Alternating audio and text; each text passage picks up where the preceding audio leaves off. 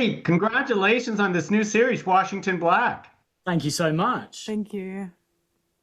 Such a fun series. I loved it. But we have to ask that obligatory question is what initially drew you that you want to be part of the series? Mhm. Well, Tanner's character is a woman of mixed race heritage, and at the start of the story, she is passing as white, and I think that's a really interesting thing to be exploring. Like her father is sort of encouraging her to deny some of her own identity, and for me, I've done a lot of processing of my own racial identity, so it was really nice to it was a privilege to explore some of that and in that time period.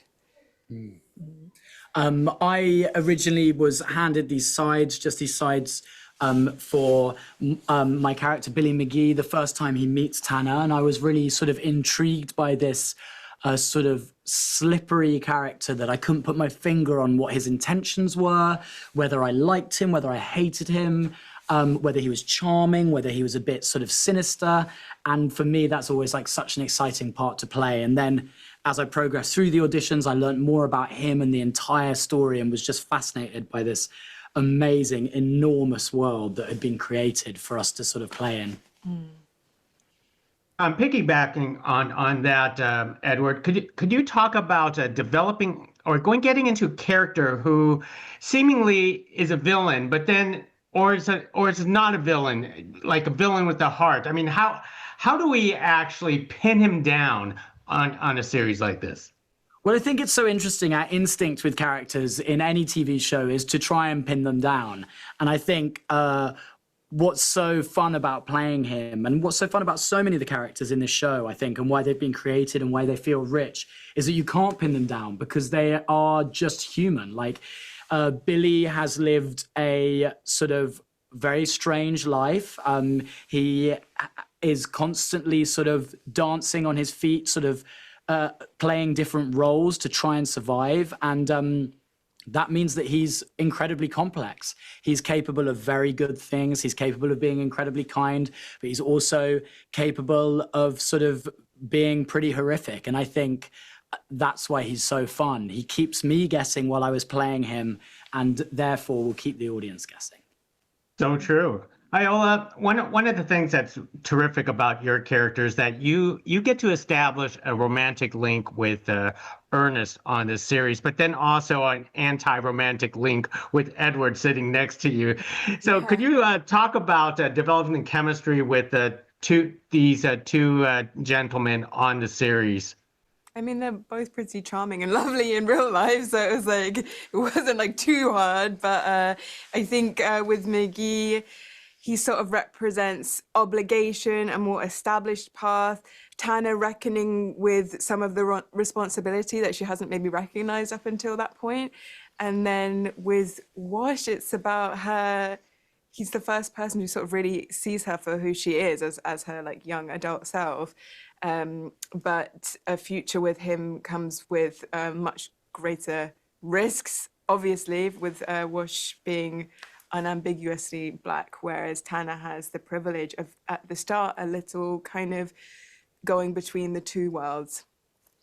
Now, one of the things that's terrific about this series as actors is the costumes, because getting into the costumes help you get into characters. But as I'm watching you, both of you getting into these costumes, it looks so uncomfortable. So talk about that. You can lead on that because I feel like you had corsets and things to deal with. I feel like no, is it? It's like almost supposed to be a bit uncomfortable or restrictive for like a proper Victorian woman, you know, like there was a couple of outfits where I couldn't even kind of lift my arms all the way up because I guess I didn't need to do that. So it definitely like lended itself, especially because there's this like beautiful bit in the book actually where Tanner says something along the lines of, I could never bear any restrictions on my freedom of movement. And I really felt like with like when she's got all this kind of fabulous but like straightened hair or her corsets or her like heavy outfits, it's like it's difficult. And then it does feel so liberating, the moments where you see her like more stripped back, like getting to be her more uninhibited self. Yeah, I found sort of the costume so powerful. it's really interesting what it does to you, putting on a pair of stiff knee-high boots, or a pair of trousers that do right up to above the belly button, and then I don't know, a top hat that forces you to keep your neck straight and tall. And it really helped me get into that character of Billy, someone who, he's a bit of a peacock, and I think he really sort of like is incredibly considered about what he wears and the effect that what he wears has on his body, so he can fit in with everybody sort of rich and sort of important, and he can blend in with those sorts of circles. So it was so helpful to me to be able to actually wear the clothes and feel them on me. Well said. Well, let me wrap it up with one last question, because I know both of you, most of your scenes were all at this fictitious place of Nova Scotia itself, which is beautiful. But if you did actually have a flying ship and you could travel anywhere around the world, where would you take it? Where would you take your flying ship? I'd wrap up really warm and go to the Antarctic, only because I think I'd never go there otherwise. And it's probably pretty humbling and incredible to be so far from home and see something just so alien to anything you've ever seen. And I love penguins. Yeah, that's a good idea, actually. Maybe like go somewhere where you get to see animals, where you can be very close, but kind of like not disturb them at all, because you're like there in your like flying machine. Maybe some like big predators or something that like you wouldn't want to be like on the ground with, but you can be like, hello from your... Hover above them. Yeah, something like that.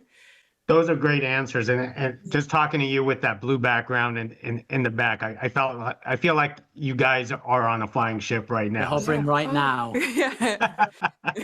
Thank you very much for speaking to us about Washington Black.